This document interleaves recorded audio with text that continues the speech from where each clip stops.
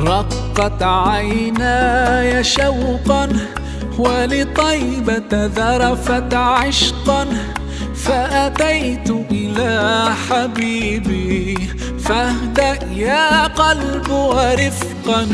صلي على محمد. السلام